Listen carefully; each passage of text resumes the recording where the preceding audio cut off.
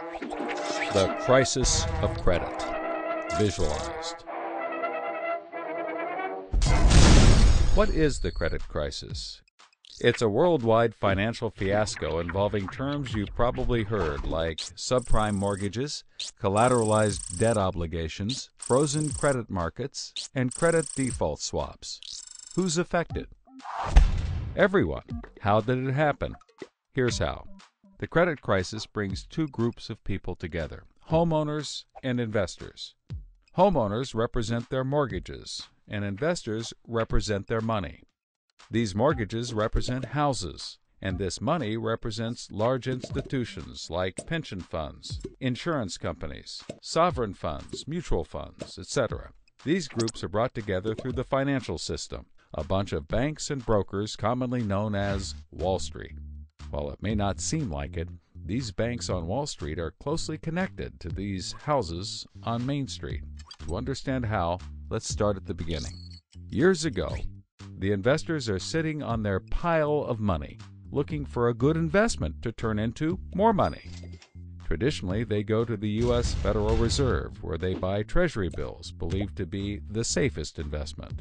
But in the wake of the dot-com bust in September 11th, Federal Reserve Chairman Alan Greenspan lowers interest rates to only 1% to keep the economy strong. 1% is a very low return on investment, so the investors say, no thanks. On the flip side, this means banks on Wall Street can borrow from the Fed for only 1%. Add to that general surpluses from Japan, China, and the Middle East, and there's an abundance of cheap credit.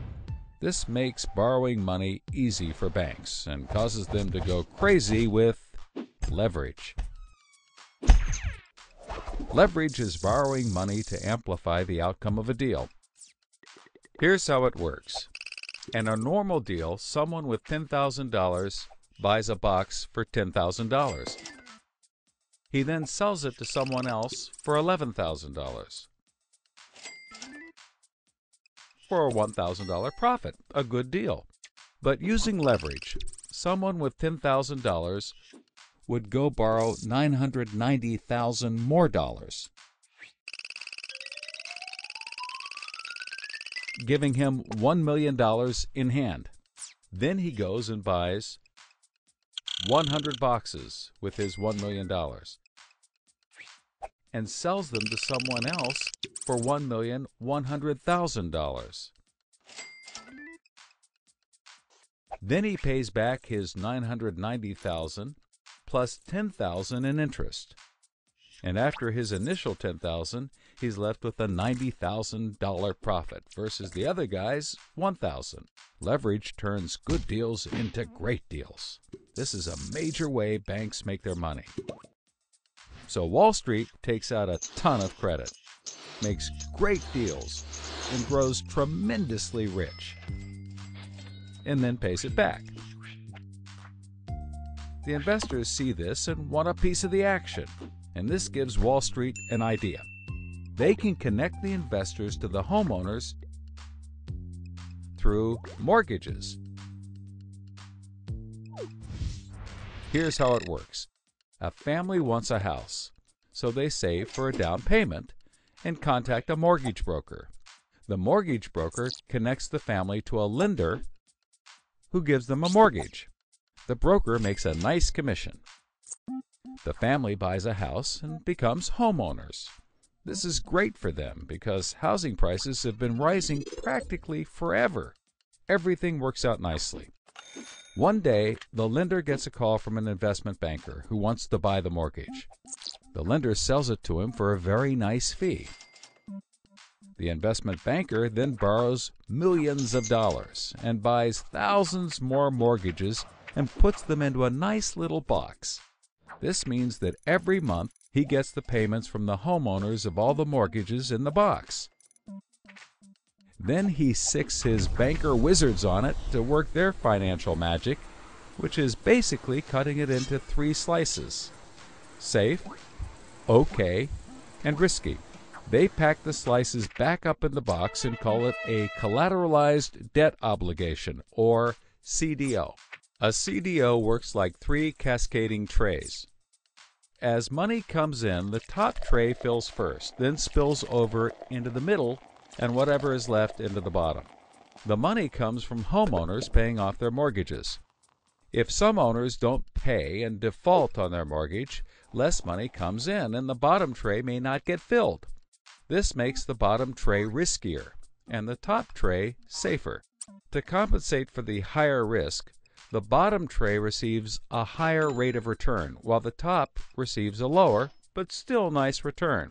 To make the top even safer, banks will insure it for a small fee called a credit default swap.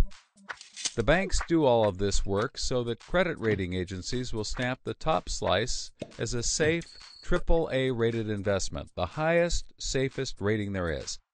The OK slice is BBB, still pretty good, and they don't bother to rate the risky slice.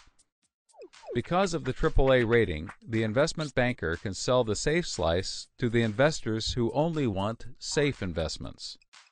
He sells the OK slice to other bankers, and the risky slices to hedge funds and other risk takers. The investment banker makes millions. He then repays his loans. Finally, the investors have found a good investment for their money, much better than the 1% Treasury bills. They're so pleased they want more CDO slices. So the investment banker calls up the lender, wanting more mortgages. The lender calls up the broker for more homeowners, but the broker can't find anyone.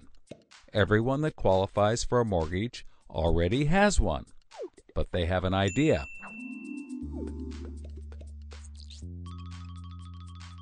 When homeowners default on their mortgage, the lender gets the house, and houses are always increasing in value.